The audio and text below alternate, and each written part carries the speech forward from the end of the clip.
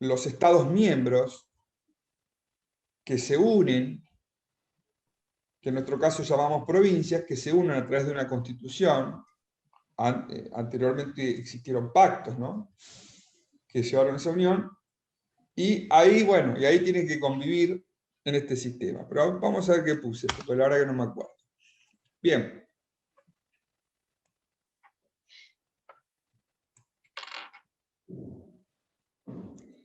Yo en esto sigo, es bastante didáctico, al profesor Xulu, no sé si lo conocen, al doctor Xulu, ha sido profesor mío, bueno, tiene escrito un libro que se lo publicó Abeledo Perrot, un manual de Derecho Constitucional que es bastante sencillo para seguir.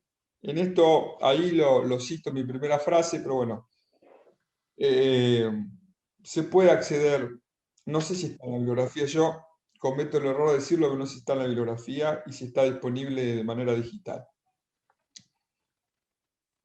Cuando hablamos del federalismo estamos haciendo alusión a una forma de organización estadual que tiene que ver con la relación que va a existir entre el poder y el territorio.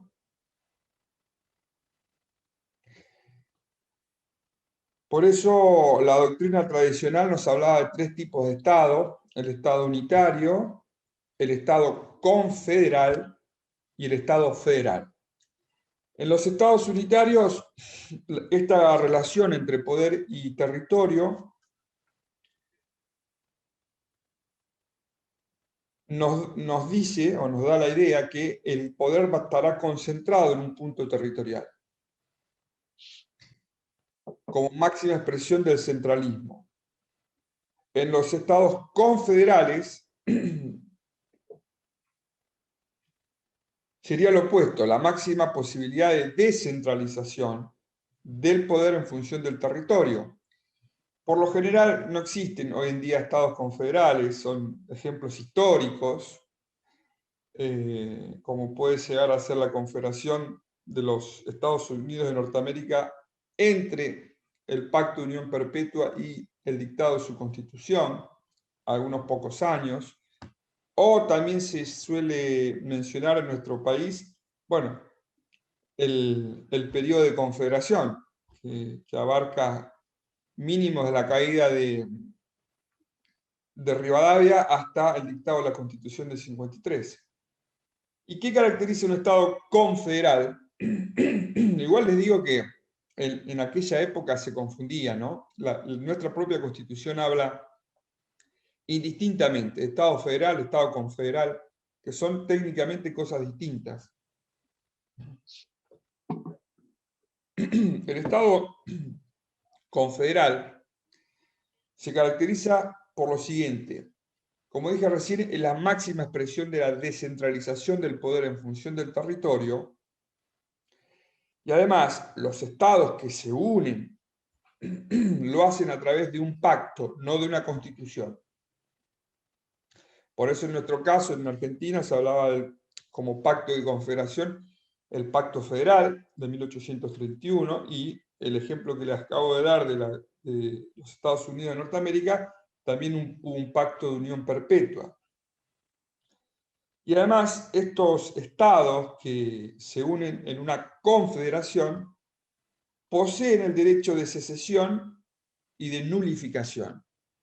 ¿Qué significa esto? Bueno, que en algún momento si deciden separarse, de ahí la palabra secesión, se pueden separar de esa unión. Y el derecho de nulificación significa que pueden ejercer su derecho de no aplicar una norma general en su estado. ¿Sí? Entonces, estados confederales, los estados miembros tienen el derecho de secesión y nulificación. Y entre medio de ambos extremos aparece el Estado federal, que por lo general deviene a posteriori de las confederaciones. Y aquí los estados que se unen ya no lo hacen a través de un pacto, sino a través de una constitución. en donde vamos a ver que hay poderes que delegan y poderes que se reservan. Y obviamente, los Estados miembros en una federación como en nuestro país no tienen el derecho de secesión y de nulificación. No podría una provincia, pongo cualquiera, la provincia de Buenos Aires, la provincia de Jujuy, la que quieran ustedes, decir, no, acá el Código Penal no se aplica. O, por ejemplo, nosotros acá nos queremos separar de la Unión. Los entrerrianos dicen, no, queremos ser una, como alguna vez pensó el Supremo entrerriano, un caudillo, Francisco Ramírez, que creó la República Federal de Entre Ríos. No se podría hacer.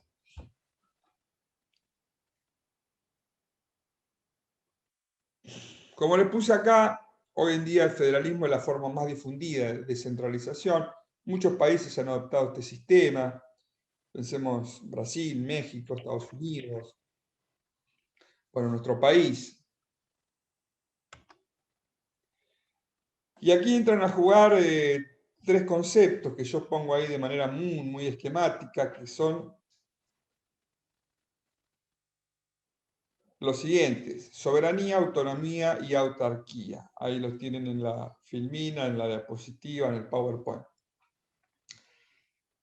¿Qué se tomó históricamente por una autoridad soberana? ¿Qué sería una autoridad soberana?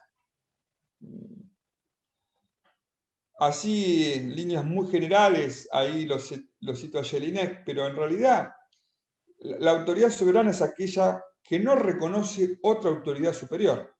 Eso sería una autoridad soberana. El poder soberano del monarca, como vimos en su momento, solo reconocía la autoridad de Dios. Hoy en día se suele decir que como autoridad soberana, y también está en crisis esta idea, pero bueno, hablamos de las líneas tradicionales o de las ideas tradicionales, los estados, los países son soberanos.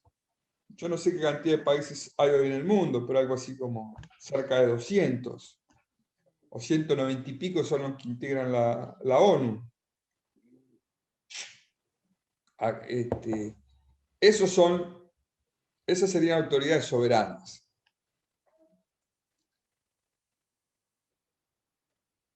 En un esquema de Estado federal como el nuestro, el gobierno central o el Estado federal sería soberano, en cambio las provincias estarían dotadas de soberanía, de autonomía, autonomía, que básicamente, de una forma muy esquemática, en uso o en ejercicio de esa autonomía tendrían el derecho de dictarse sus propias constituciones, de elegir sus propias autoridades, sin intervención del gobierno central. Digo esto como idea, como dije recién, idea general. Nosotros tenemos que pensar, por ejemplo, que la Constitución histórica, esto lo comenté cuando hablábamos de la, no sé si lo comenté, si no lo digo ahora, la Constitución histórica sancionada en 1853, que paradójicamente era mucho más unitaria que luego de la reforma de 1860, que interviene Buenos Aires y plantea varias reformas, decía, ese texto histórico del 53 estableció que las provincias podían dictarse sus constituciones, pero antes de entrar en vigencia debían ser aprobadas por el Congreso de la Nación. Esto es un claro embate a las autonomías provinciales. Justamente la autonomía provincial significa que pueden dictarse sus propias constituciones, su propia legislación, designar sus propias autoridades sin intervención de ningún órgano del gobierno central.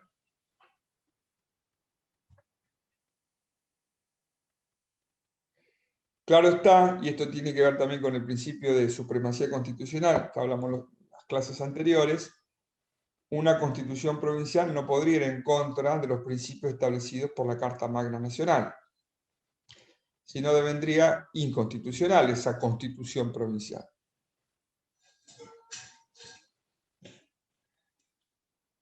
Y después hay otro tema que simplemente lo enuncio ahí, que tiene que ver con la autarquía, que tradicionalmente se identificó los entes autárquicos con aquellos organismos que tienen capacidad para administrarse a sí mismos solamente. Pero esto lo vamos a dejar ahí. Acá hay muchos administrativistas que podrían llegar a hacer su aporte y sería bienvenido.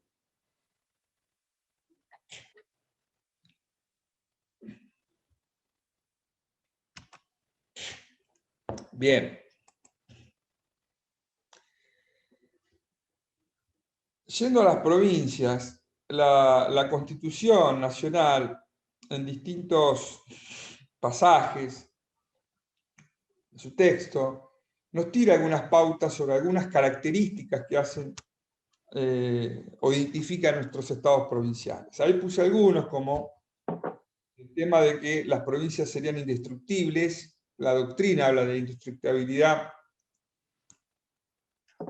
de las provincias en su artículo 13, ya que garantiza en realidad, no sé si sería indestructible, garantiza su integridad territorial a cada una de las provincias de la Constitución. Eso, si ustedes van al artículo 13, que ahí les cito la parte pertinente, dice: podrán admitirse nuevas provincias, pero no podrá erigirse una provincia en el territorio de otra, ni de varias formarse una sola, sin el consentimiento de la legislatura de las provincias interesadas y del Congreso. Yo les comento, nunca se dio esto de que se unieran dos provincias en una, ni hasta ahora no se ha dado. Más adelante vamos a ver sí que se vivió un proceso de provincialización de territorios nacionales, que lo vamos a ver ahora. Pero bueno, ahí la cláusula 13, el artículo 13 de la Constitución, como que da una pauta protectoria, por eso se habla de que serían indestructibles las provincias en cuanto a su organización territorial. Otra de las cuestiones que plantea también la Constitución Nacional, vinculada a las provincias, es aquella cláusula conocida como garantía federal. En este sentido, nuestra Carta Magna no solo plasma de manera expresa la autonomía provincial, sino que consagra algunas condiciones bajo las cuales debe ser ejercida. Y también establece, y acá viene el compromiso del Estado federal, en caso de que las provincias sigan estas condiciones, de asegurar la autonomía. Fíjense que dice: bajo estas condiciones el gobierno federal garante, y utiliza esa misma palabra, a cada provincia el goce y el ejercicio de sus instituciones. Esto lo van a ver en el artículo 5 de la Constitución Nacional, última parte.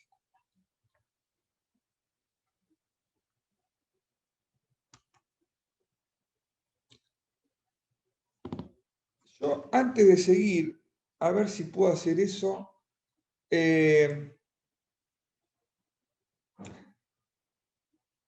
Ayer vi un video de un diputado mendocino, no sé si alguno lo vio. A mí me llamó la atención. Hay en la En Cámara de Infobae Diputados, puede ser una noticia. ahora la buscamos y la comparto, porque vi un video que dura un minuto. Lo que pasa es que ahora hay que sospechar de todo, si es una fake news o es una noticia real. Bueno, pero el diputado habló en la Cámara de Diputados de la Nación, en su banca. Ah, eso, claro. Ahora buscamos el video, lo pasamos, dura un minuto 20 segundos, pero lo pongo en tema. Hay un diputado nacional de la provincia de Mendoza que está proponiendo que en su provincia se haga un plebiscito para que los mendocinos, Cornejo. claro, Cornejo, para que sus ciudadanos, para que los mendocinos decidan si quieren seguir perteneciendo a Argentina o no. Digamos, que se independicen.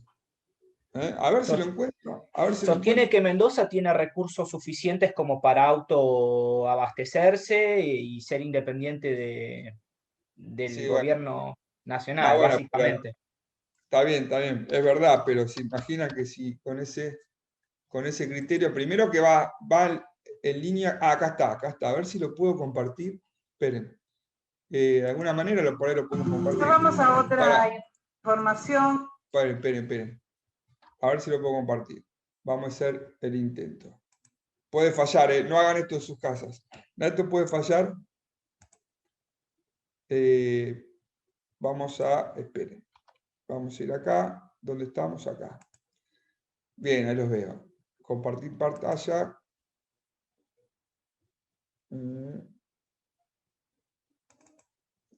Ahí están viendo lo mismo que veo yo. Sí, se ve en YouTube. Sí, se ve perfecto. Bueno, a ver si también lo pueden escuchar. Esperen. Dura poquito.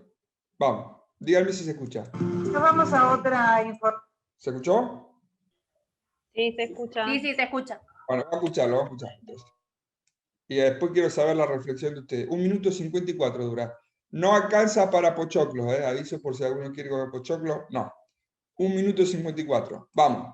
Vamos a otra información que tiene que ver con una medida muy polémica, por cierto, que se da en la provincia de Mendoza, porque Mendoza quiere independizarse del país.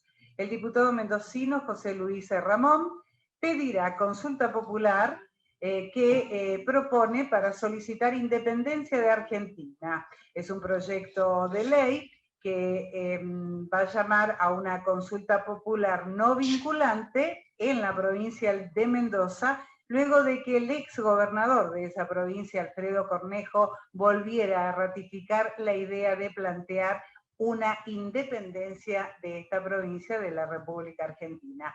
Concretamente, el diputado mendocino y presidente de Protectora Fuerza Pública pide que en las próximas elecciones provinciales se vote entre 2 opciones, ser argentino y dejar de ser. Aseguró Ramón a través de un comunicado y agrega: nuestra fuerza está convencida de que el ser mendocino es una identidad por sí misma, pero se contiene sobre las bases del patriotismo nacional. En el comunicado también sostuvo que quienes deben dirimir si Mendoza es argentina o no debe ser el pueblo mendocino. Los dueños de la provincia tienen que dejar de hablar por la ciudadanía de a pie y enfrentarse a la decisión que tome el pueblo soberano. Es decir, que en esta circunstancia particular que vive la humanidad, que vive la República Argentina, que está con todos los controles y todas las alarmas ante la llegada de una segunda ola de una enfermedad a la cual todavía no se la puede frenar, en Mendoza se busca independizarse de nuestro país. Bueno, ¿qué opinión les merece? Por la galería. ¿Quién habla? Acá José. Hola José, buen día. ¿Cómo estás? Otra más que la de Rodríguez está diciendo que queremos tener una autonomía provincial con un plus al estilo Cataluña. Ahí están poniendo lo de Cataluña. Bien, ¿alguno lo dijo también eso en su momento, de tener una autonomía plus? ¿Quién dijo? No escuché. Rodríguez Sá, no me pregunto cuál hermano, pero alguno de los Rodríguez Sá dijo de que ellos querían tener una autonomía aumentada al estilo Cataluña. Hace poco tiempo, no hace mucho. Gracias, José. ¿Alguna otra reflexión que les merezca esto?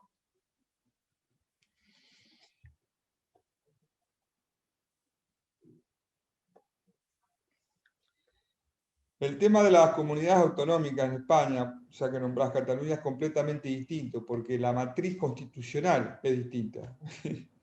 Es puro ruido esto, doctor, es decir algo, digamos, no tiene mucho asidero. Lo digo con este énfasis porque la verdad que tan libremente plantear una situación así en el marco de una constitución como está planteada y por el federalismo que tenemos en el país, me parece hasta irresponsable, pero bueno, son opiniones. No, comparto, gracias Daniel, comparto plenamente tu opinión. Digamos, esto tiene 2 tipos de análisis.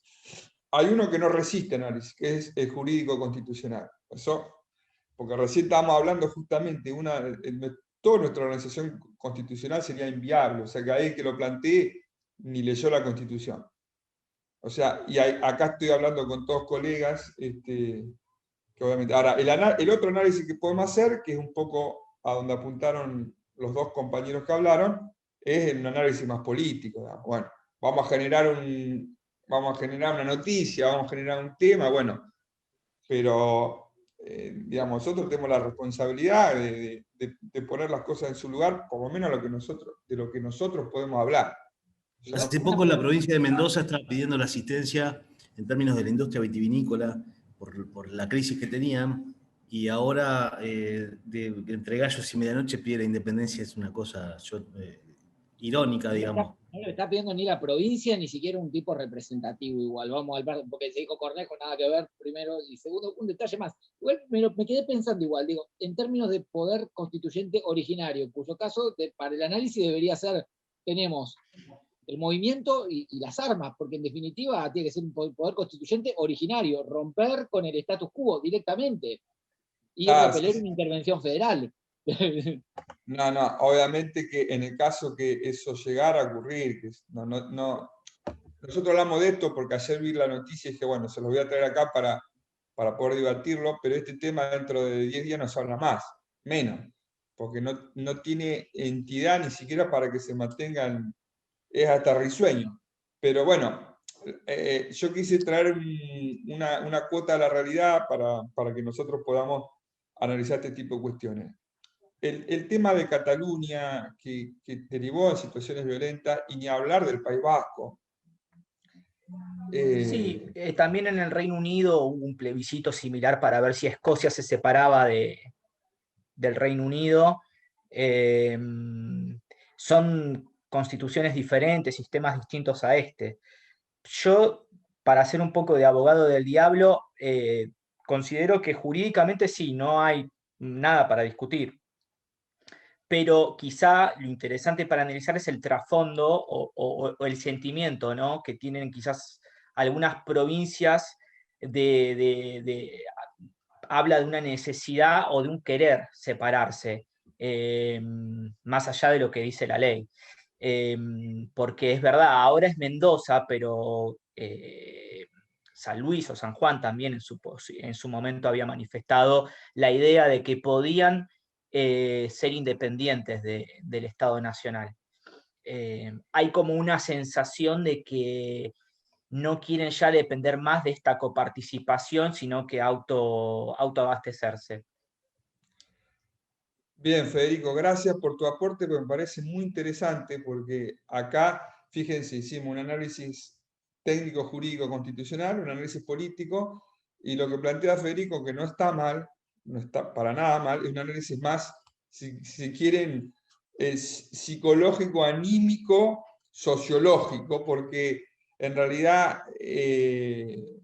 esto que plantea él, el sentimiento, primero el sentimiento localista y muchas veces un federalismo sui generis como tenemos, donde la incidencia de las provincias es muy tibia, muy leve en relación a las decisiones que se toman desde el poder central, generan este tipo de situaciones. Mientras estén encausadas y mientras sean, no hay problema.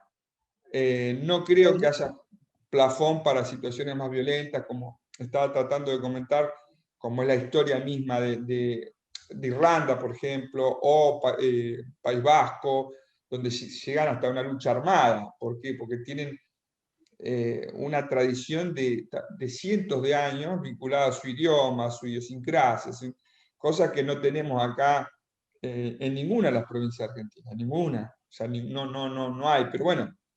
Creo que el presidente ni siquiera haya contestado habla de la importancia que le dan a esta solicitud o a esta noticia, ¿no? Porque realmente, más allá de que repercutió en el diario, no hubo demasiado ruido en relación a este tema. Es un poco lo que decía Daniel al principio, tal vez son cortinas de humo y son... No digo que sean fake news, porque la fake news es una noticia falsa, sino que generar una un cortina hecho. de humo. Exacto. Pero Hizo bueno, más ruido el conflicto con Uruguay que esta cuestión. Sí, es verdad, es verdad. Bueno, las chicas, ¿no hay nadie que quiera aportar algo, una opinión? Hoy me guardé la última parte, vamos a hablar sobre, porque el programa es tan abarcativo que quizá, aunque sea como disparador, pero vamos a ver a lo último, el tema de la representación política y la paridad de género. Pero bueno, eso lo vamos a ver a lo último. Bueno, vamos a ir... Perdón, yo quería decir sí, una cosita. ¿quién habla? No, me parece. Manuela Resúa. Hola. Hola Manuela, buenos días. No, quería aportar que me parece que sí, sin llegar a lo que es Escocia, o bueno, en este caso la violencia que citaba recién usted, doctor, me parece igual que es un tipo que comunica y que hay que tener cuidado un poco con lo que se dice, porque, no sé, obviamente no se va a llegar a ese nivel de violencia, como decía, pero sí en la cabeza de alguien puede causar algo que me parece que hay que, como bueno, se pide educación sexual, obviamente, también hay que dar educación constitucional a veces. Me parece que no todo el mundo tiene acceso a un montón de cosas que deberían darse, ya te digo, desde las escuelas, me parece. Muy interesante, Manuela, tu análisis y tu aporte. Mirá, primero, lamento que el diputado no tenga un asesor, o si tiene un asesor, que no le diga, que no diga, que no manifieste barrabasadas jurídicas. Pero al margen de eso, y el tema del cuidado con el uso de la palabra, vos sabés que yo, no de ahora, hace ya algunos años estoy horrorizado con el uso de la palabra y la posibilidad de daño. Las palabras tienen una fuerza arrolladora, mucho más de lo que nos imaginamos. A través del uso de la palabra uno puede generar en otros ira, bueno, también sentimientos afectivos, amor, pero la fuerza de la palabra tiene un impacto impresionante. Entonces, Pero aparte, doctor, me parece que interesante lo que dice Manuela, porque en el contexto en que se ha dado la dinámica de nuestra sociedad en particular, de un tiempo a la fecha, y donde tenemos posiciones tan encontradas desde lo que opina uno u otro respecto a la política, a las políticas públicas, a distintas figuras, decir esto de parte de un diputado nacional es una irresponsabilidad por la caja de resonancia que genera la misma provincia, y digamos esa diferenciación de federales y unitarios que pareciera pretende generar con esto, porque ahora el mendocino que se siente con esta pertenencia que dijeron algunos compañeros, también va a plantear por qué no pueden ser un país, y empieza a generarse una corriente diferente, ¿no? sí, es verdad, es verdad. Igual comparto plenamente la opinión. Lo que quería terminar de decir como reflexión, no solamente estaba hablando del impacto, el valor que tiene la palabra, y sobre todo en aquellos que representan genuinamente un espacio, porque evidentemente ese diputado está representando a sus votantes. Y el valor de la palabra y el impacto que la palabra puede generar, yo creo que se llegó a este grado por lo menos para mí, de preocupación a partir de las redes sociales, donde cualquiera dice cualquier cosa sin ningún tipo de responsabilidad. Entonces discusiones por chat, discusiones por redes sociales, jamás las voy a poder dar, no las doy, no participo, porque se dicen cosas tan hirientes, tan ofensivas, y yo lo veo en los chicos mucho peor. Yo digo, ¿cómo le vas a ver la cara a esta persona después de las cosas que le dijiste? No, es muy difícil recomponer. Es como cuando uno rompe un jarrón, sí, después lo arregla, lo pega porque quedó roto. Y por eso el tema de la palabra y el poco valor que tiene la palabra, no la palabra empeñada, no me refiero sino a las palabras ofensivas y a las palabras que generan situaciones que después son muy difíciles de retrotraer. Pero bueno, vivimos ¿Les como... puedo agregar algo? Sí, ¿quién habla? Silvia, buen Hola día. Silvia, buenos días. Más allá de lo que él haya comunicado, hay también en los medios cierta tergiversación y cierta orientación en querer comunicar lo que ellos quieren comunicar. O sea, Claro. más allá de que él haya dicho esa barbaridad, hay también una cierta orientación mediática que hace a que, bueno, a que estemos hablando de esto también, porque hay que ver cómo ellos lo quieren orientar más que nada, y qué es a quiénes quieren llegar con lo que ellos dicen. Sí. Bueno, de hecho, perdón. No, por favor, adelante. ¿Quién habla? tal? ¿Laura? Laura. ¿Qué tal, Laura? No, de hecho, una de las cosas que a mí me hizo ruido fuerte cuando escuchaba la noticia, justamente era que asumo periodista estaba relatando digamos, la información o la desinformación, hablaba o los mencionaba como los dueños de la provincia, y es como, es muy fuerte, o sea, ¿quién es dueño de la provincia? ¿Hay un dueño de la provincia? Una cosa es sentirse parte, formar parte, una nacionalidad o haber nacido en un determinado lugar, y otra cosa es ser dueño de qué. Sí. ¿Dueño como qué? ¿Qué significa ser dueño de la provincia? ¿O qué quiso decir con ser dueño de la provincia? Sí, pero fíjense qué interesante, una de las dos opiniones, y ahora volvemos a la Filmina. Las dos últimas opiniones, Silvia hablaba de lo tendencial, ¿no? De la forma de comunicar, hay una tendencia, y por otro lado, lo que decís vos, Laura, que yo no me había percatado, es que en realidad no escuchamos la voz del diputado. En la noticia que acabamos de pasar, se ve a un diputado hablando, pero en realidad está la voz en off de la locutora, de la periodista, que supuestamente está reproduciendo lo que dice el diputado. Y yo entré, y ahora me acabo de dar cuenta, como un caballo, porque yo en realidad reproduje una información a los 40, 50 estamos acá, y estamos dando por verdad que eran las palabras del diputado, pero en realidad estamos escuchando la palabra de la periodista. Así que vamos a poner unos puntos suspensivos ahí a ver si realmente fue lo que dijo el diputado. Habría que escuchar su discurso sin ninguna intermediación tendencial, como decía Silvia. Es verdad. Muy interesante todo lo que se dijo, la verdad. Gracias por los aportes. Una pequeña cosita más puede ser, que se me ocurrió. ¿Quién habla? ¿Quién habla? José. José. Sobre el tema, hay cosas que no están escritas en la Constitución en cuanto a la política, pero sí que con el tiempo la práctica va cambiando. Es decir, por ejemplo, los procesos de integración, Mercosur, UE, hoy día, y está previsto en la Constitución, la delegación de competencias en órganos supranacionales. O sea, escapa también de lo factible en cuanto a lo político, cortarse solo, tan solo. Por eso que es algo muy popular. Supóngase que una provincia X, con los medios que tiene, declara su independencia. Se va a encontrar solo en medio del bloque del Mercosur, totalmente sin posibilidad de comerciar. Ahí hay una cuestión que no está escrita en la Constitución, por ahí, pero que hace la práctica política más elemental en estos tiempos, que no estaba prevista en los textos, en el texto originario, obviamente porque era otra época, otro siglo.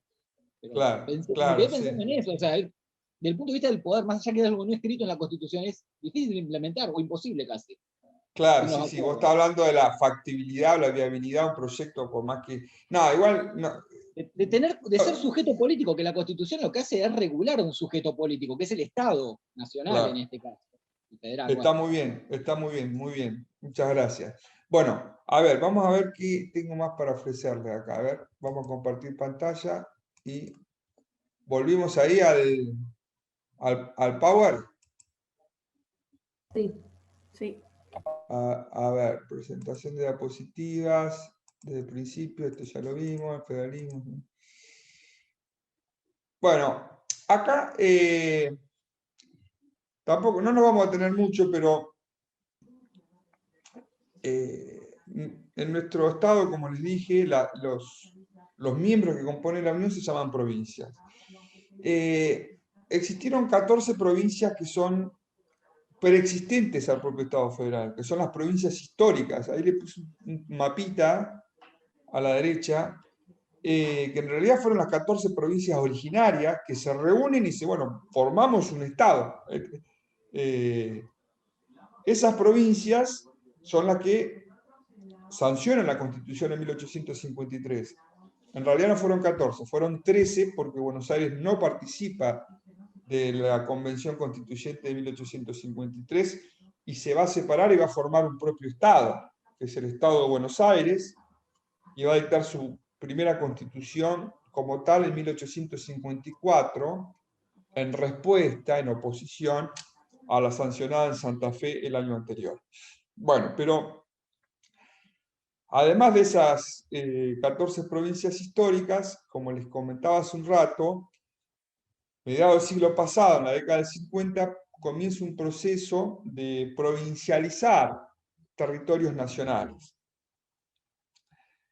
Y ahí yo les puse las primeras dos provincias creadas, son la del Chaco y la provincia de La Pampa en 1951. Luego Misiones en 1953. Luego viene otra camada de provincias que son las provincias patagónicas. Ahí aparece Neuquén, Río Negro, Chubut, Santa Cruz. Y también se provincializa el territorio de Formosa. Todo eso ocurre en 1955.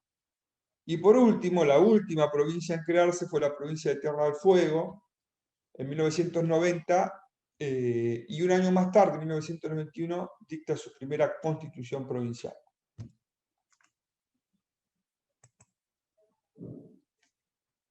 Esto ya lo vimos, ¿no? Sí. Estoy diciendo...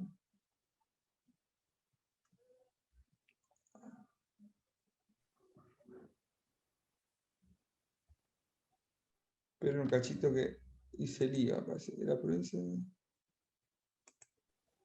La de subordinación no lo vimos, ¿eh? Habíamos Lo último quedado que en hemos esa. visto. Claro. Bueno, fantástico. Ahí, esto no lo vimos.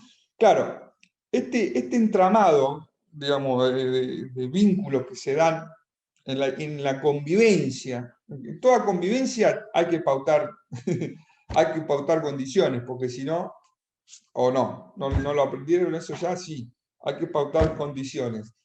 Entonces, en esta convivencia que se da entre los Estados miembros, entre las provincias, entre sí y entre las provincias del Estado federal, la propia Constitución tuvo que pautar condiciones de convivencia. Dice, bueno, hay cosas que pueden hacer las provincias, hay cosas que puede hacer el Estado federal, hay cosas que pueden hacer ambas autoridades, hay cosas que están prohibido que hagan las provincias, y esto se generan distintos tipos de relaciones.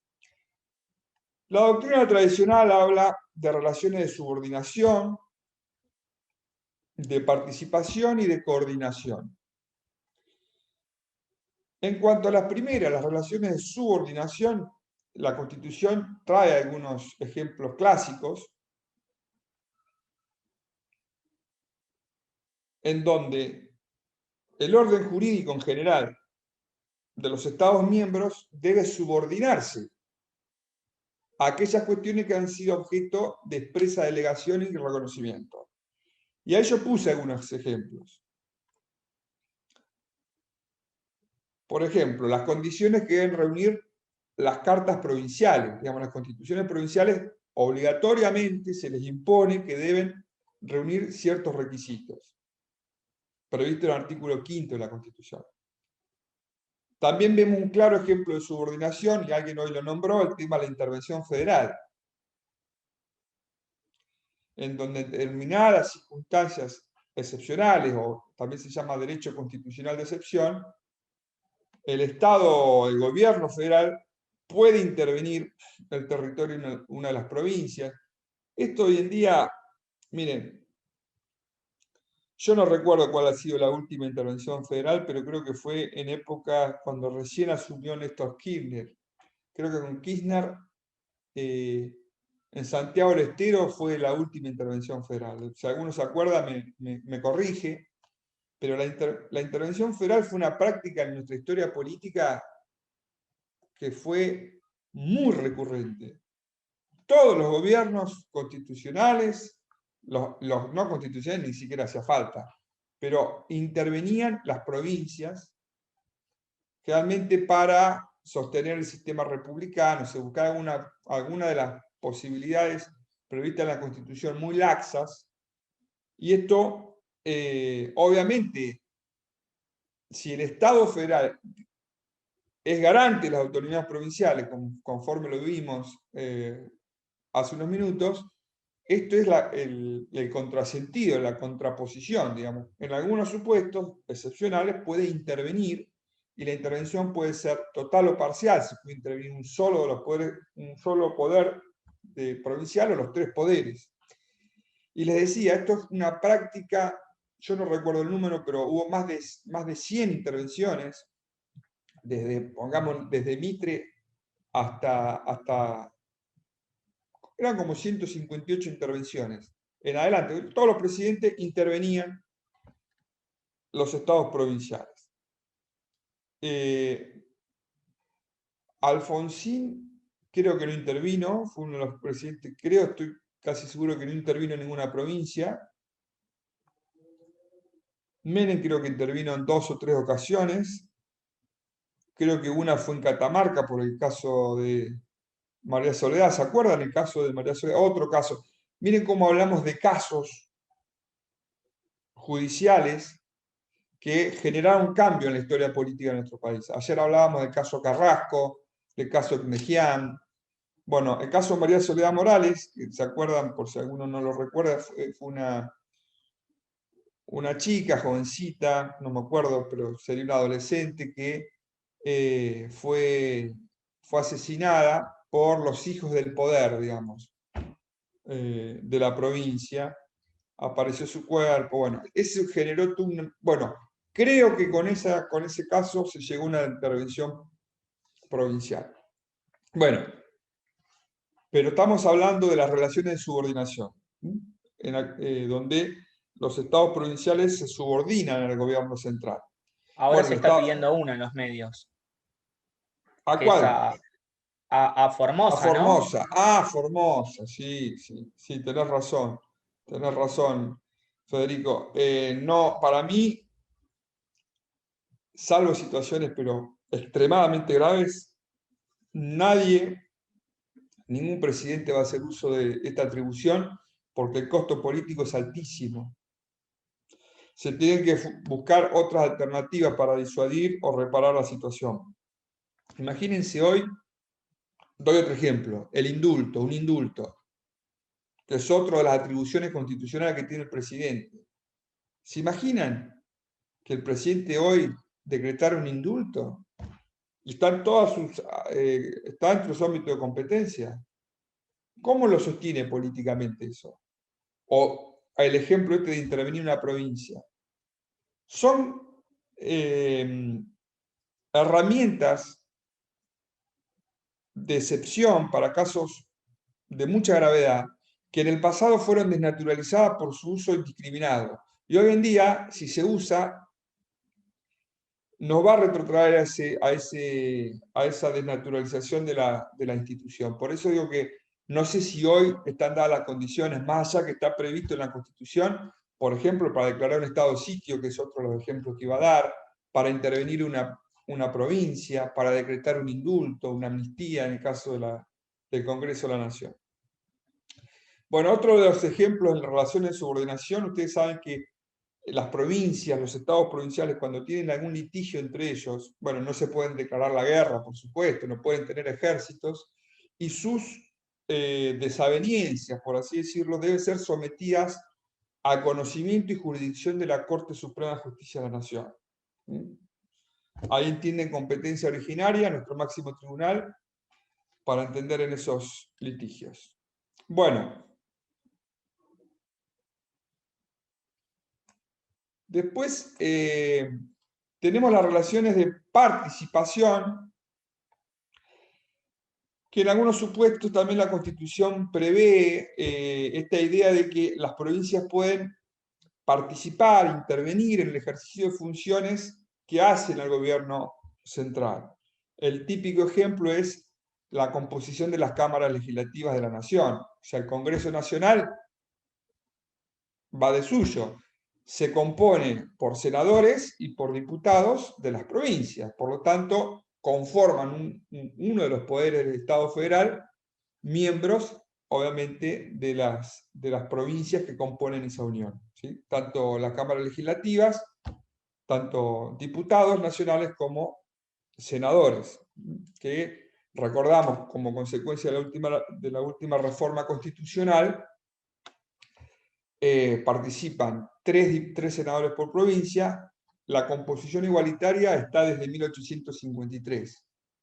No importa la población, no importa el poder que tenga cada una de las provincias, todas están representadas en un pie de igualdad en la Cámara de Senadores.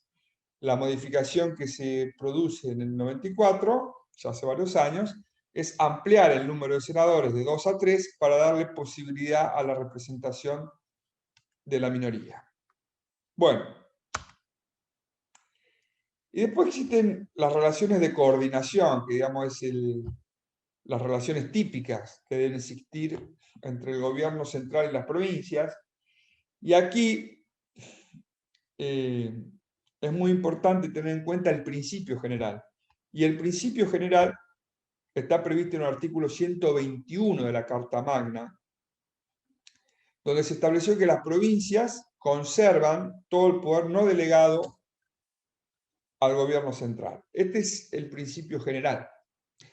Y este principio tiene antecedentes muy añejos en nuestra historia constitucional, porque hace a la esencia misma de un Estado federal.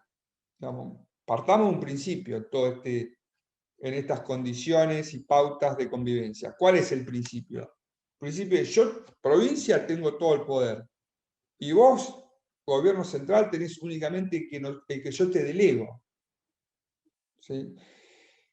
Este principio, que hace a la esencia del federalismo, el primer propulsor, el primero que abogó por este principio fue Artigas. José Gervasio Artigas, el caudillo oriental, en 1813, cuando se lleva adelante la Asamblea del año 13 en la ciudad de Buenos Aires, Artigas envía a sus diputados de la banda oriental, y entre uno de las instrucciones que le da como 20 instrucciones, que esas instrucciones, si uno la lee, es el decálogo del federalismo de nuestro país. Una de esas instrucciones justamente establecía este principio que hoy tiene recepción, hoy no, desde 1853, tiene recepción en la Constitución, que es este: las provincias conservan todo el poder que no sea expresamente delegado en el gobierno central. Bien, y después hay atribuciones expresamente reservadas a las provincias, que ahí les pongo. Esperen que estoy tapando. Uy, me fui a la ciudad autónoma de Buenos Aires. Esperen. Acá estamos. Les decía, hay atribuciones que están expresamente delegadas por las provincias del Estado federal. Algunas las mencionamos: intervención federal, estado de sitio, el dictado de los códigos de fondo, código civil, penal, minería, etcétera. No puede, es una provincia, dictar ese código de fondo. Sí, los códigos de rito o de procesales. Hay otros poderes expresamente provinciales o locales que están contemplados de manera explícita. Algunos ya lo hemos mencionado en el artículo 5, en el artículo 123, que tiene que ver con las constituciones provinciales, establecer el régimen municipal, la educación primaria, la administración de justicia, elegir sus autoridades. Y después la Constitución prevé, no lo puse como otro tipo de relación, pero sí están expresamente previsto en la Constitución, algo así como atribuciones o poderes prohibidos. Alguna doctrina habla de poderes prohibidos, cosas que la Constitución se encarga expresamente de decir que las provincias no pueden hacer. Yo puse algunos ejemplos, lo ven en el artículo 126 y 127 de la Constitución. Por ejemplo, establecer aduanas provinciales.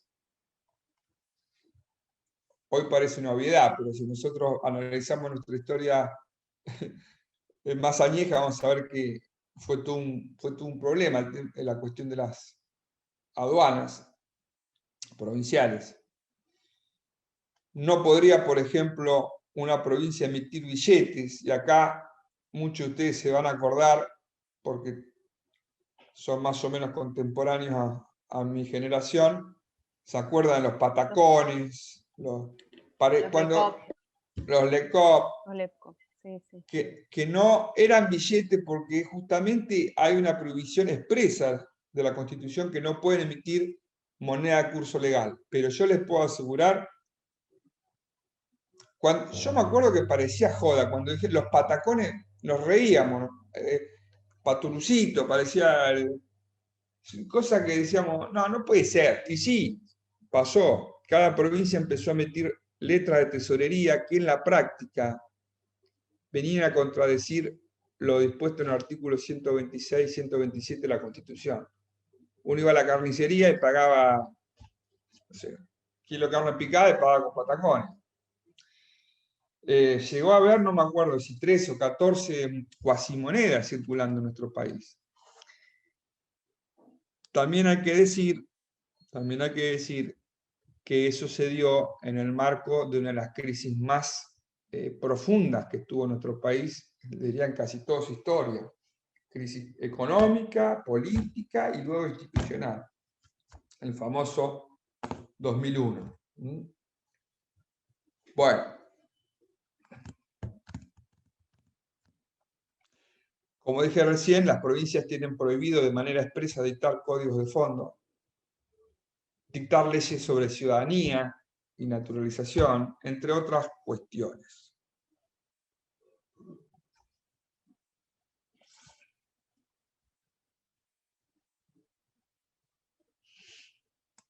Bien. Yo les voy a proponer, antes de entrar a ver el régimen de la Ciudad Autónoma de Buenos Aires, si ustedes están de acuerdo, si podemos hacer una pausa de 3 minutos como ayer, ¿sí? Así también yo descanso un poquito mi voz. Sería una especie de receso en las bancas. ¿Qué significa esto? Que en 3 minutos solamente volvemos. Yo voy a cambiar el agua al mate también. No se vayan, quédense ahí. Norma, no sé si estás por ahí, Sí, pero estoy acá, estoy escuchando. Si le parece, cerremos entre 3 y 5, así mientras se calienta el agua. Porque, bueno, entonces, vamos a hacer una cosa. En 5 minutos, ¿les parece? Perfecto, sí. En 5 minutos volvemos y terminamos de desarrollar los 2 últimos temas que tengo previsto conversar con ustedes. Gracias por la atención. Volvemos en 5 minutos.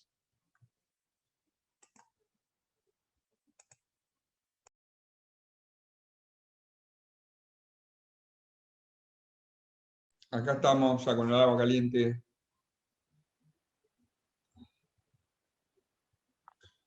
¿Estamos todos? Bien.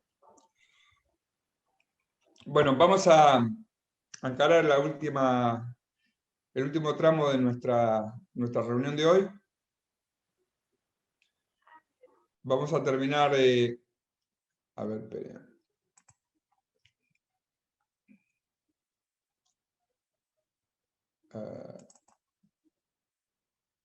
Bien, ahí están viendo el Power. Sí, se ve. Bueno, fantástico. La idea entonces es terminar el encuentro de hoy con 2 temas. Este que tiene que ver con lo que veníamos hablando, que es, nosotros hablamos de las provincias, los estados provinciales, bueno, ¿qué pasa con la Ciudad Autónoma de Buenos Aires? Y el último tema que quedaría más que para desarrollar, sería para escuchar sus opiniones, sus reflexiones, tiene que ver con la participación política y la igualdad de géneros, que más que explicar, ahí lo que habría que ver es hacer un diagnóstico de la situación entre todos y bueno, intercambiar opiniones. Pero bueno, para terminar esta parte más dura que tiene que ver con la organización institucional de nuestro país, ahí el programa también habla de la Ciudad Autónoma de Buenos Aires. Este tema se vincula con lo que nosotros llamamos, lo que nos dedicamos al estudio de estas cuestiones, la cuestión capital. Y si ustedes se ponen a pensar, la cuestión capital fue un tema muy espinoso, muy complicado en nuestra historia política. Miren, desde su fundación de la Ciudad de Buenos Aires en 1536, cuando se funda un puerto, en realidad se funda un real. Un real era una especie de fuerte. Santa María del Buen Aire, según algunos estudios, pareciera ser que don Pedro de Mendoza, que fue el adelantado que llegó a estas playas, según cuenta José María Rosa, en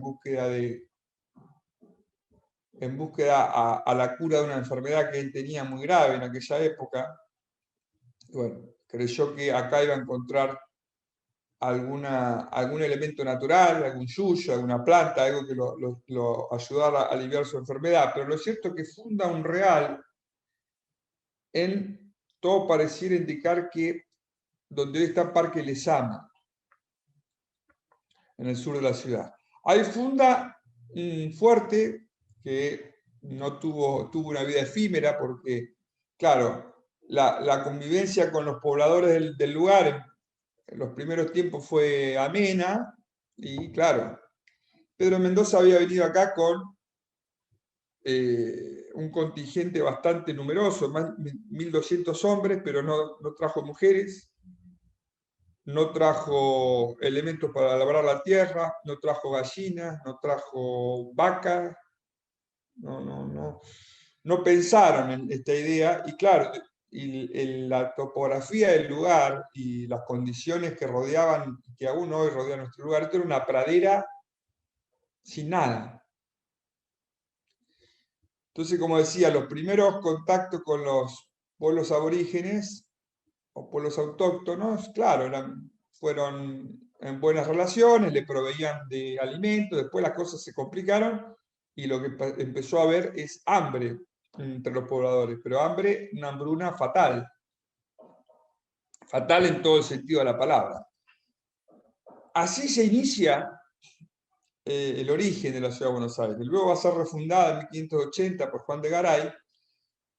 Y a decir verdad, la corona española no tenía demasiado interés en casi todo este territorio porque estaba como entusiasmada en otros proyectos vinculados a la extracción de metales preciosos, oro, plata. Acá no había nada de eso, así que estuvo medio relegado dentro de las prioridades de la corona. Recién en 1776 se va a crear una nueva jurisdicción administrativa que es el Virreinato del Río de la Plata, que fue el último en crearse, y en ese momento se nombra a la Ciudad de Buenos Aires como capital de ese virreinato, o sea, sede de las autoridades virreinales. A partir de ese momento, Buenos Aires tuvo llamado a tener un rol protagónico. Hay una cuestión que hay que decir que es verdad. Buenos Aires era el único puerto ultramarino sobre un gran río con dos grandes afluentes, el río Paraná y el río Uruguay. Esto hizo que la pequeña aldea comenzara a crecer, tuviese cada vez más importancia, y además el puerto, la ciudad puerto, de ahí vienen los porteños o puerteños, por eso los puerteños son los que viven en el puerto. Una deformación luego hizo que sean los porteños. Se dedicaron desde el principio a una actividad no autorizada. Ustedes saben que en aquella época había un monopolio en las relaciones comerciales. Solamente algunos puertos, muy pocos, estaban habilitados en América para comerciar. Entre ellos no estaba el de Buenos Aires. Entonces, ¿qué empezó a surgir? Como todo lo prohibido, un mercado negro, el contrabando. Y Buenos Aires creció muchísimo a partir de la actividad de los contrabandistas, hasta que, bueno, luego eso se va a sanear, pero empieza a tener cierta importancia y cierto crecimiento. Ya estamos hablando que para principios del siglo XIX, momento de la Revolución de Mayo, ya Buenos Aires era una ciudad consolidada, para lo que era aquella época, y en la etapa o en los primeros años de vida de independencia, esto se va a acentuar mucho más aún. Allí van a estar las autoridades centrales, allí se van a dictar las primeras leyes, las primeras constituciones, y comienza a haber un distanciamiento, y un poco hablaban hoy esto cuando hablábamos del tema de Mendoza, en el sentir entre lo provinciano y lo porteño, que ese sentir, que es un estado de ánimo, si ustedes quieren, tiene un basamento objetivo, que es el siguiente. En Buenos Aires estaba radicada la única aduana ultramarina. Córdoba tenía también aduanas secas, pero en realidad todo llegaba y se iba del puerto de Buenos Aires.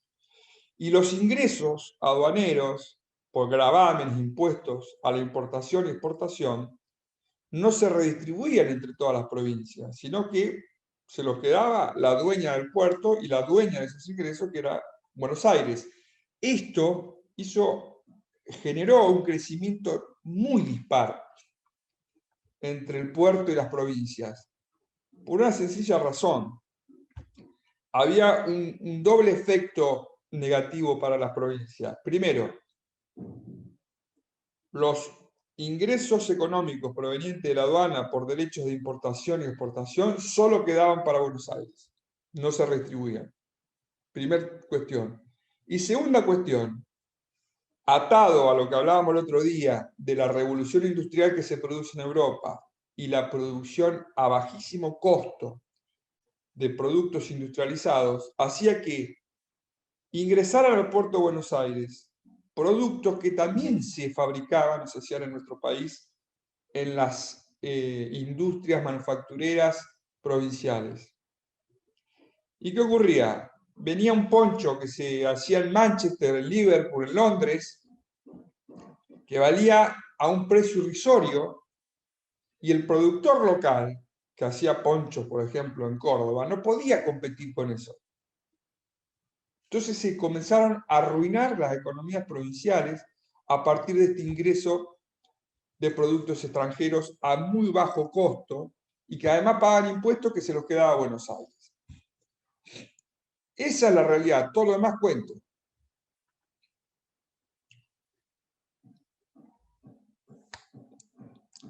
Yo también alguna vez escuché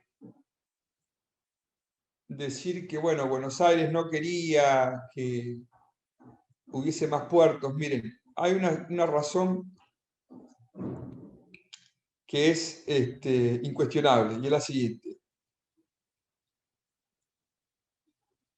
Durante muchísimos años, las embarcaciones, los buques, que aún hoy siguen siendo la forma de transporte más utilizada en el mundo para grandes cargas,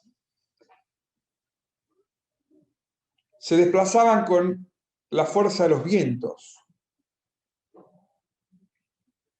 ¿Sí? ¿Esto qué significaba? Que para poder remontar río arriba, o sea, para poder remontar en contra de la corriente un río, como el Uruguay, como el Paraná, los dos grandes afluentes que desembocan en el Plata, era muy difícil la navegación a vela. Tanto es así que aún hoy sigue habiendo una interdicción del dominio en el Código Civil, el famoso Camino de Sirga. ¿Escucharon hablar del Camino de Sirga? Estos metros, creo que son 3 metros de cada lado de las orillas donde no se puede construir nada, por más que yo sea propietario de ese lote o ese campo, porque era un camino que estaba un espacio en cada una de las orillas destinada a que las bestias, caballos, bueyes, pudiesen arrastrar las embarcaciones con sogas. Así tenía que ser una navegación para que llegue un cargamento al puerto de Rosario, al puerto de Santa Fe, al puerto que ustedes quieran. Entonces, una cuestión lógica del mercado: ¿dónde iban a llegar los productos que venían del exterior? ¿A qué puerto?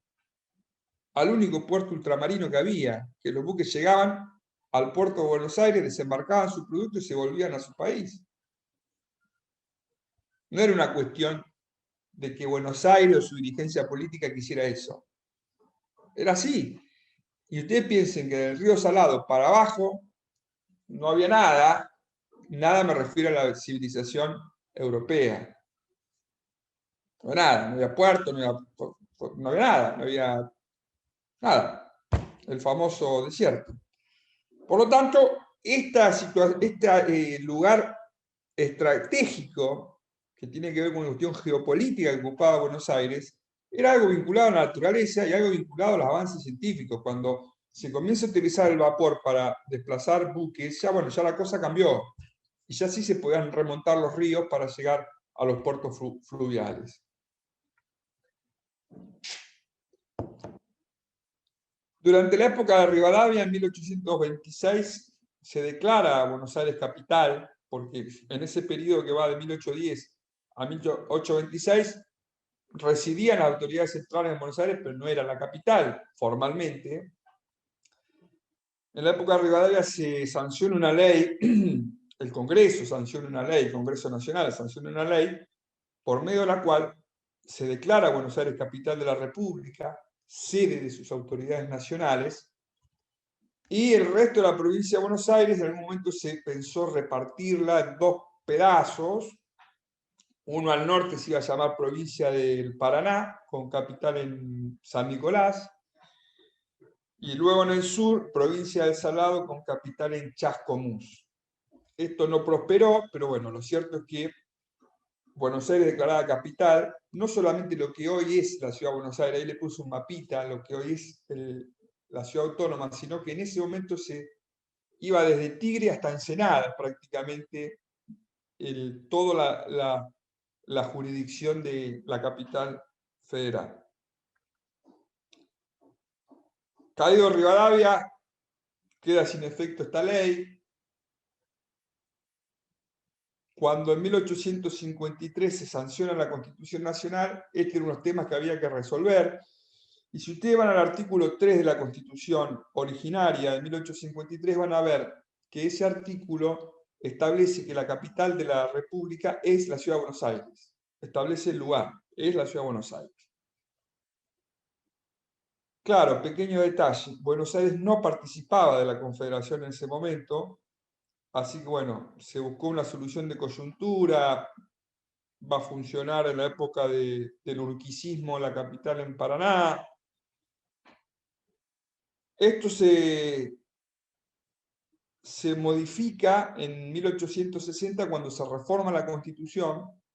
Buenos Aires se incorpora al resto de las provincias, pero exige dentro de sus reformas modificar el artículo 3º referido a la capital, y allí se decidió no establecer un lugar específico, sino un procedimiento mediante el cual se iba a declarar la capital de la República, procedimiento que aún hoy sigue vigente, que se compone de dos partes, digamos, una ley especial del Congreso y una ley de la legislatura cediendo el territorio de la provincia que correspondiente. Yo no sé si ustedes se acordarán,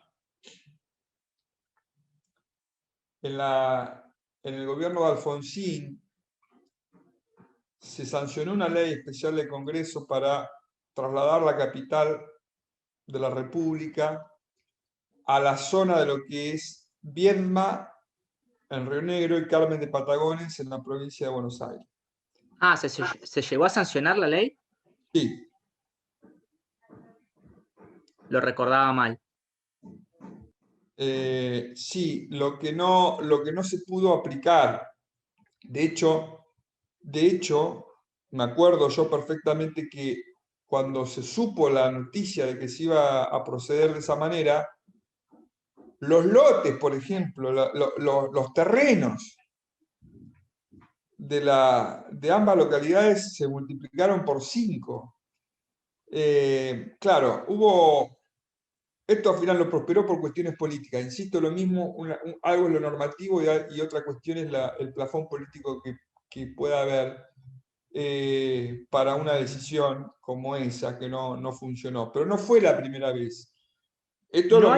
¿No hubo una propuesta en este gobierno de hacer una suerte de sistema itinerante donde los organismos del gobierno federal fueran cambiando de provincias. Sí, sí.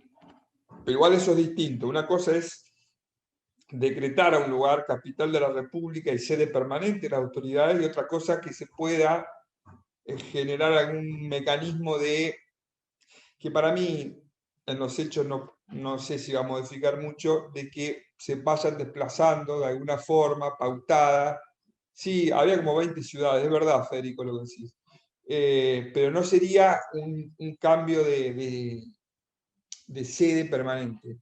Le decía Claro. que hubo otros ejemplos en nuestra historia. En la época de Sarmiento varias veces intentó llevar la capital a Córdoba, a Belville, la provincia de Córdoba, a Rosario, también con leyes dictadas incluso, algunas con media sanción y otras con leyes dictadas, pero bueno, lo concreto es que nunca prosperó ninguna en los hechos, más allá del plano normativo, ninguna de estas propuestas. Pero para terminar el recorrido histórico que estamos haciendo, ¿cuándo se termina de definir concretamente esto? En 1880, durante los últimos meses de la presidencia de Nicolás Avellaneda. Ya a esa altura se sabía que Roca iba a ser el presidente de la República, y Roca dijo: yo no asumo la presidencia si no me solucionan el tema de la capital. Y el tema de la capital era muy candente porque en ese momento había una disputa muy grande entre el gobernador Tejedor de la provincia de Buenos Aires y el gobierno nacional, a tal punto que hubo enfrentamientos con miles de muertos por este tema. Pero bueno, finalmente, en 1880 se declara, se sanciona, mejor dicho, la ley 1029, que la pongo ahí, donde formalmente se declara a la ciudad de Buenos Aires capital de la nación. Esto va a continuar, pero en realidad, desde el punto de vista de su estatus jurídico constitucional, la ciudad de Buenos Aires como capital era un territorio que estaba bajo la jurisdicción del presidente de la República y del Congreso. Tanto es así que hasta el año 1994 Buenos Aires tenía un intendente, y ese intendente no era elegido mediante el voto popular de los ciudadanos de Buenos Aires, sino que era designado de manera discrecional por el presidente, que delegaba en un funcionario suyo el diseño, las políticas locales de la ciudad de Buenos Aires. Pero esto fue así hasta el año 1994, que se reforma la Constitución. Y en relación al Congreso, ya antes el Congreso sí había delegado sus funciones sobre la capital federal en el Consejo Deliberante, que el Consejo Deliberante de la capital sí tenía sus miembros elegidos por los porteños. Esto va a tener un cambio sustancial en la reforma del 94, cuando, si bien el artículo 3 de la Constitución no se toca, sí se modifican otros, como el 129, por ejemplo, donde se le da un nuevo estatus a la ciudad de Buenos Aires, que pasa a ser, como puse ahí, una ciudad autónoma. Esto significa tener facultades propias de legislación, o sea, tiene su propia legislatura, emite leyes, y esa legislatura se compone por diputados elegidos por el pueblo de Buenos Aires, jurisdicción y elección de jefe de gobierno directamente por el pueblo de la ciudad. Se pasó de un intendente a un jefe de gobierno.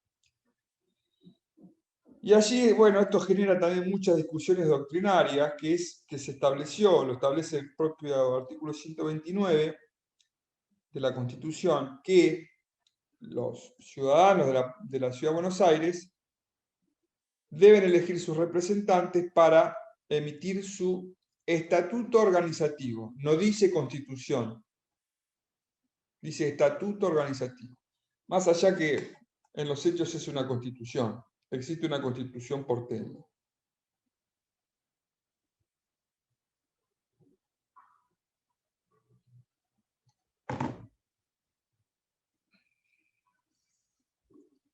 Yo me acuerdo, eso fue en 1996, a los 2 años se sancionó la Constitución, participaron varios actores políticos que hoy están en el ostracismo, perdidos.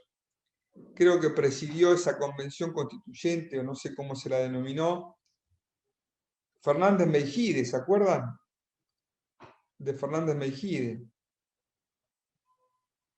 Bien.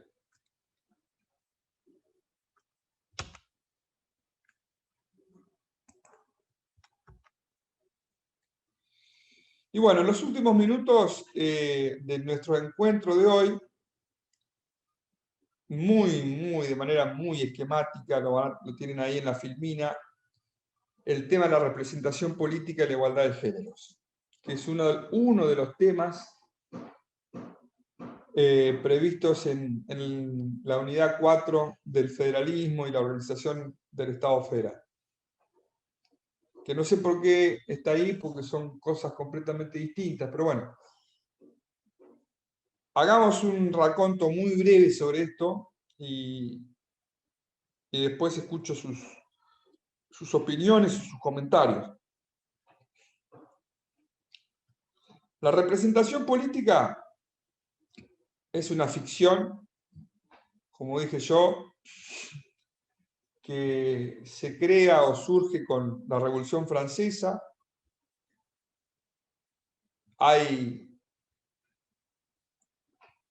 Se dan allí las primeras líneas doctrinarias sobre este tema, donde el pueblo, titular de la soberanía, no puede ejercer en forma directa ese poder y lo delega a través de una suerte de pacto social a sus representantes. Sistema representativo, de representación política. ¿Cómo funcionó esto en nuestro país? Bueno, imagínense lo que fue durante tantísimos años esta ficción. Ni siquiera era una ficción, no existía prácticamente. Las primeras leyes de elecciones aparecen en la provincia de Buenos Aires en la década del 20, estamos hablando de 1820, cuando se crea la provincia, pero lo cierto y lo concreto es que la participación política en la elección de los representantes era prácticamente nula, signada por el fraude, la violencia política.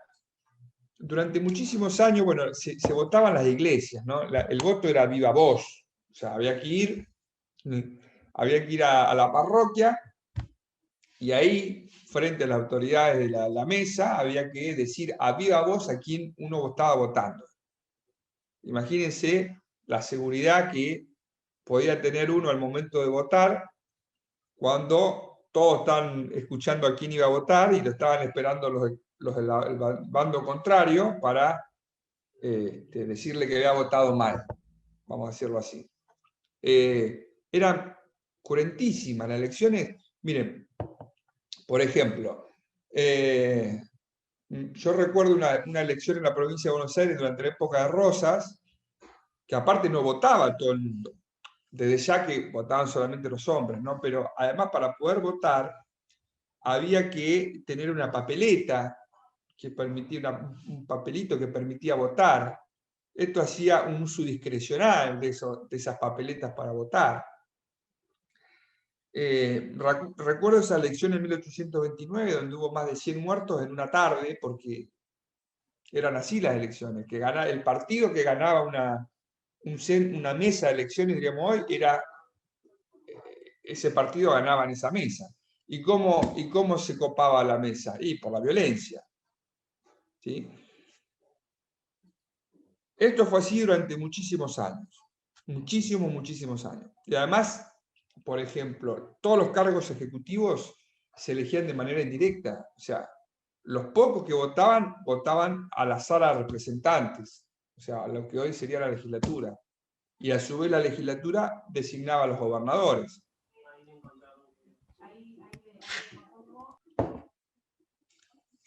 El primer gran cambio de todo esto va a ocurrir en 1912, con la llamada, conocida Ley Sáenz Peña, creo que la mencionamos el otro día, donde obviamente, no termina con el fraude, no termina con la violencia, pero sí hay una mejora sustancial, se va a permitir a una gran parte de la población a participar de los actos comiciales, cosa que no ocurría antes.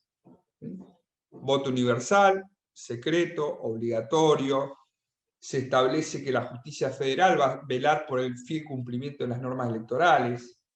Hay un padrón, ya no hay una papeleta, sino hay un padrón, y ese padrón, como votaban solamente los hombres, se hacía utilizando los padrones de enrolamiento al servicio militar. Por lo tanto, ya se salía de la discrecionalidad de quiénes podían votar y quiénes no. Esta gran reforma electoral que se produce en 1912 va a permitir, por ejemplo, la llegada del primer caudillo nacional a la presidencia de la República, que fue el caso de Irigoyen, Hipólito Yrigoyen, en 1916. Pero bueno, en esta evolución, tal vez en el otro hito que nos debemos parar es en 1947, cuando el Congreso de la Nación sanciona la Ley 13.010, también conocido como Ley de Voto Femenino. Esto de alguna manera igualaba el ejercicio del derecho político a elegir, no a ser elegido, a elegir. A partir de ese momento, tanto hombres como mujeres estaban habilitados para ejercitar el derecho al sufragio. Se termina de completar el carácter universal del voto con el voto femenino en 1947. Hay especulaciones políticas que se pueden hacer, de hecho se hacen. Algunos dicen, bueno, esto fue una conquista, pero por otro lado también fue una jugada del peronismo para... La gran impulsora de esto fue Evita. Entonces, bueno, digamos, una utilización, si ustedes quieren, una capitalización de esa conquista, que el peronismo va a usufructuar en las elecciones de 1952, donde se produce la reelección de Perón, y obviamente hay una gran cantidad de votos que provienen del voto femenino que van hacia la reelección de Perón. Pero bueno, lo cierto, más allá de estas interpretaciones que podemos hacer de tipo histórico-político, se produce una conquista sin duda de los derechos políticos de la mujer en 1947, cuando se establece el voto femenino. ¿Pero qué pasó? Estábamos hablando del ejercicio del derecho al sufragio, pero ¿qué pasaba con su aspecto pasivo, digamos, no activo? Es decir, ¿qué pasaba con el derecho a ser elegido? Bueno, no se decía nada. Podían ser elegidos tanto hombres como mujeres. La legislación no decía nada. Pero es lo cierto que las mujeres, si bien tenían el derecho y la capacidad de ser elegidas para cualquier cargo electivo, la incidencia, el porcentaje de mujeres en cargo electivo era prácticamente ínfima. Ínfima.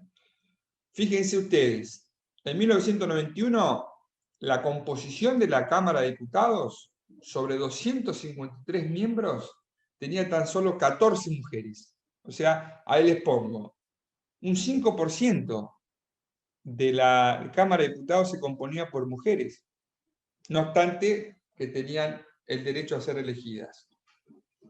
En ese contexto, ese año, en 1991, se sanciona la ley 24.012, que se la conoció en su momento como la ley de cupos.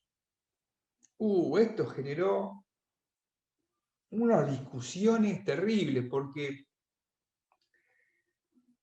esa ley dispuso que el 30% de los cargos electivos tenían que ser reservados a mujeres. Claro, pero esto generó unos debates, porque decían, bueno, ¿por qué el 30%? No hay que poner nada, decían algunos. Que la gente elija si quiere que sus representantes sean el 20, el 50, el 100, ¿por qué hay que poner un mínimo de 30%? Esto es una discriminación, termina siendo una discriminación al género. Y hay quienes decían que no, que en realidad era un pequeño avance, porque desde ese momento, cuanto menos tenían el 30% de representación. Esto fue evolucionando y menciono como última cuestión la ley 27412 a nivel nacional. A nivel provincial, en la provincia se dio antes esto, que es la llamada ley de paridad de géneros. Bueno, se terminó. Y ahora más, cargos selectivos, ahí les transcribí parte de la normativa, tanto para elección de diputados o diputadas nacionales, igual que senadores y senadoras, igual que representantes al Parlasur, digamos, al Parlamento del Mercosur, tiene que ser integrarse de manera igualitaria, intercalada, hombres y mujeres. Más allá de lo normativo, como hablamos tantas veces en el día de hoy, más allá de lo normativo, que fue una evolución, fíjense que nos remontamos a las leyes en la época de Rosas, a las leyes y a las elecciones, hasta hace un par de años atrás que se sanciona la ley de paridad de género, fíjense todo lo que se modificó, que las leyes vienen a acompañar las evoluciones lógicas y los movimientos lógicos que se dan en una sociedad. Hoy en día ya es impensado que no haya paridad de géneros en determinados ámbitos, más allá de que no existe una obligación. Por eso se está yendo indefectiblemente una igualdad de género en los tribunales, en las Cortes de Justicia, en los Supremos Tribunales de Justicia, hasta en los actos académicos, en la composición de profesores y profesoras. Yo creo que se va hacia eso sin ninguna ley que obligue a llevarlo a cabo en algunos casos. Bueno,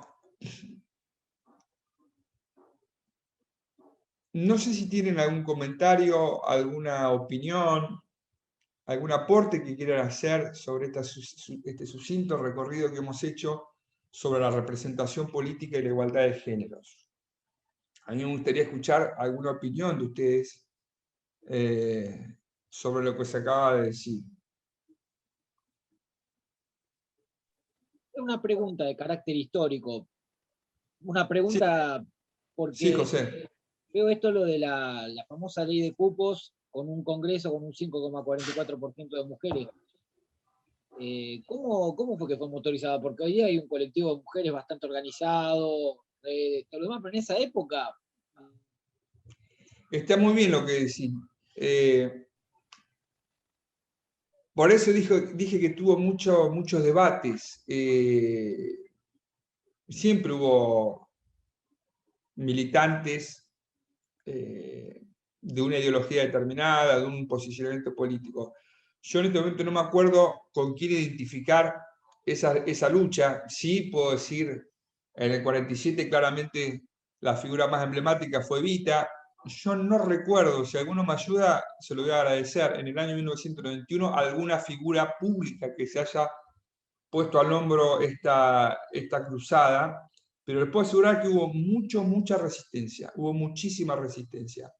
Y sí rescato el aporte que estás haciendo, José, que es mucho más loable en aquel entonces levantar una bandera como esa. Está dando vueltas un video por YouTube en blanco y negro que me dijeron que no es fidedigno, sino que es una representación. Yo no sé si es así o no. De los debates que se dieron en la Cámara de Diputados en 1947, a ver si la mujer podía votar o no. Y en ese momento se llegaron a dar hasta cuestiones de orden médico, físicos, ¿no? Que la mujer tiene un cerebro más chico que el hombre. Lo dice un diputado de la Nación. Dice: yo como diputado y como médico, que insisto, está en YouTube, lo pueden ver, me dijeron que es una representación, que no es, no sé si será así o no, que no es una cámara que captó ese debate, pero lo cierto es que ahí se hablaba de que la mujer tiene un cerebro más chico y que no estaba en condiciones de poder votar al igual que el hombre. ¿Sí?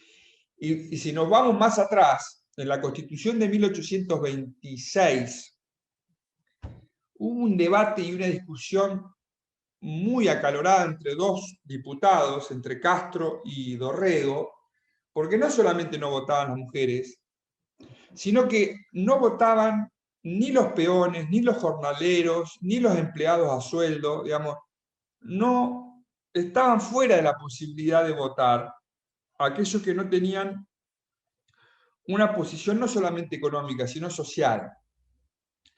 Tanto es así que Castro, que fue el diputado que sustentó esta postura que les digo que fue la que triunfó, la Constitución del 26, no dejaba votar a la gente de pocos recursos, a la gente de poca formación y a la gente de las clases más bajas. Castro, cuando según surge los debates, dice, mire, no podemos dejar votar a los empleados, a los peones, a los soldados de línea, porque si no van a votar lo que les dicen sus patrones. Y si seguimos en este avance, ¿saben lo que va a ocurrir? Va a llegar un día que van a querer votar las mujeres. Eso está en los diarios de sesiones de aquella convención. Por eso digo que cada cosa hay que analizarlo dentro de su contexto histórico. José me pregunta, y de manera muy atinada, cómo se dio ese debate en 1991. La verdad que no... yo sí me acuerdo que también me hacía ruido y yo pensaba que también era una forma de discriminación. ¿Por qué el 30? ¿Y por qué no el 80? ¿Y por qué no el 20? ¿Y cuál es el número que hay que poner? ¿Por qué no dejamos que libremente el pueblo soberano decida si quiere tener representación femenina en sus órganos legislativos a un 10%, a un 50%, a un 100%? Pero bueno, fue un debate pero no recuerdo, José, la verdad que no. Después voy a tratar de buscarlo. ¿Alguna otra opinión? Sí, ¿Alguna otra reflexión? A mí, permiso. Sí, esperen que voy a dejar de compartir, así nos vemos más. ¿Quién habla? Acá, yo quería hacer Manuel Flores. Hola Manuel, ¿cómo estás? Bien, bien. Dos cositas quería. Decir, el tema de los videos sí son representaciones, son teatralizaciones de debates. Creo que hay de varios temas, aparte del voto femenino, hay un par de temáticas más. Qué bueno. Y enganchando, gracias por la información. Se escucha más o menos. Un poquito con lo que decía, creo que era José, el tema del raconto histórico.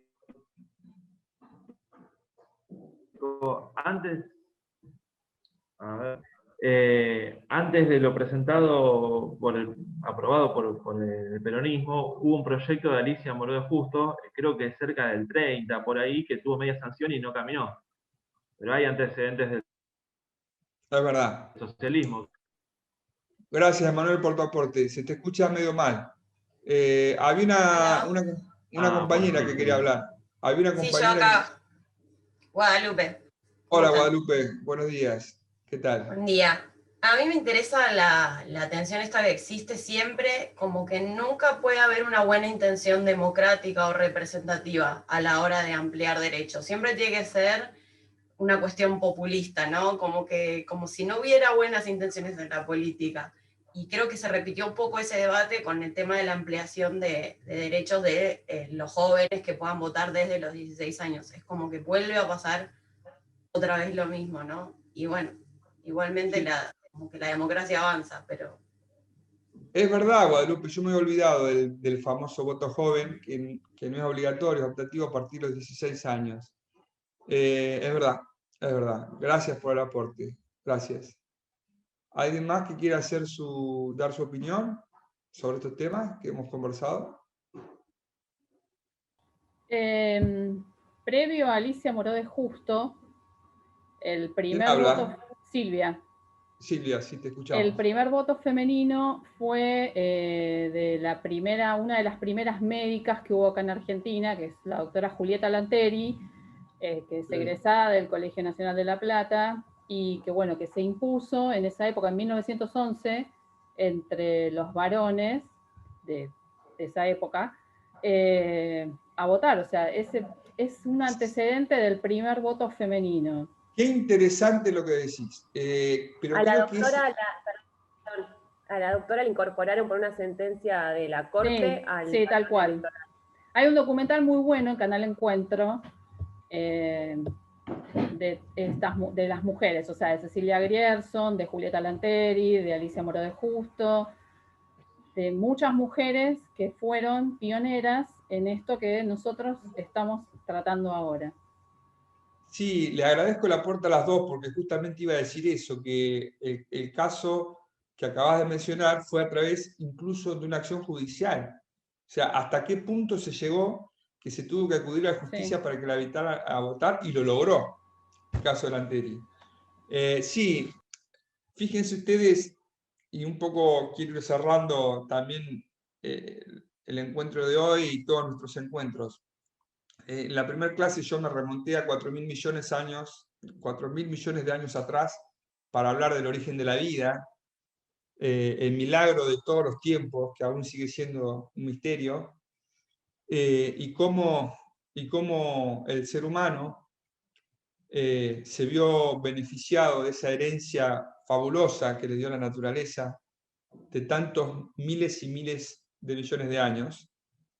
Si nosotros vamos y hacemos un recorte sobre algunas cuestiones de las que hemos hablado hoy, por ejemplo, la representación política, lo que hoy es un derecho que está prácticamente indiscutido, de participación, de ampliación, de participación,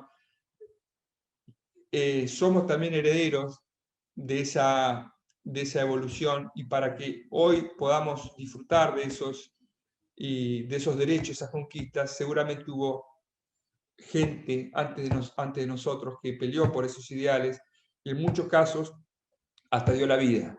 Así que el reconocimiento a las primeras mujeres que llevaron adelante esa lucha para que hoy, después de tanto tiempo, se consoliden estos derechos como algo prácticamente hoy indiscutidos.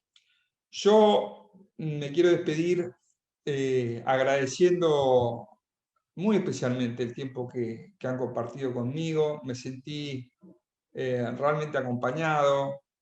Todas las intervenciones me parecieron sumamente interesantes. Uno siempre se va enriquecido, porque nunca debe dejar de ser un eterno aprendiz. Esto es un lema para mí, siempre hay que seguir aprendiendo cosas, y estos encuentros para mí fueron muy enriquecedores. Yo les deseo el mejor de los éxitos en este emprendimiento que han comenzado, que tiene que ver con esta especialización.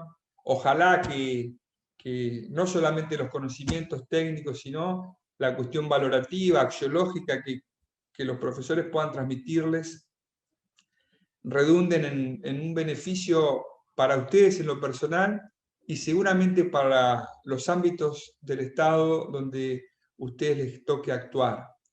Yo, como ciudadano de este país, me voy a sentir mucho más tranquilo y mucho más confiado en tener funcionarios y funcionarias como ustedes, que lleven adelante sus tareas con estos valores y con estos principios que se quieren transmitir desde la ECAE, y que, bueno, intentamos hacerlo también quienes nos toca ocupar el cargo de profesores o profesoras.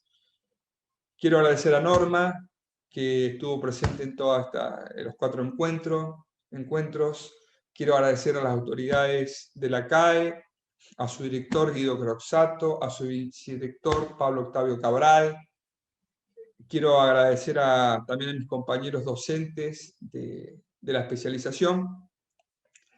Y bueno, quedo a disposición, seguramente algún día nos volveremos a encontrar, ojalá que sea de manera presencial, porque es como me gusta dialogar con la gente, a mí, de manera presencial.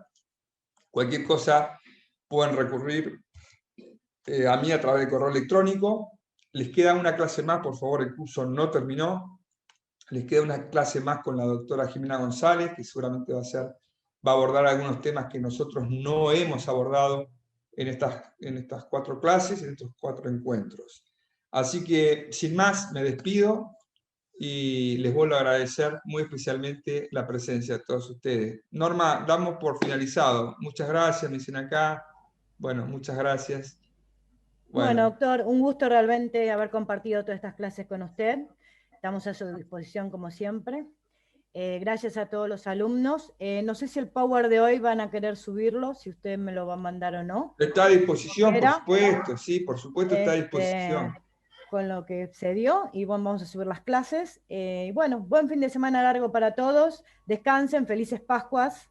Sí, yo quería, Norma, en función de lo que estaba diciendo usted, quería llevarles a todos ustedes también un mensaje de felicidad.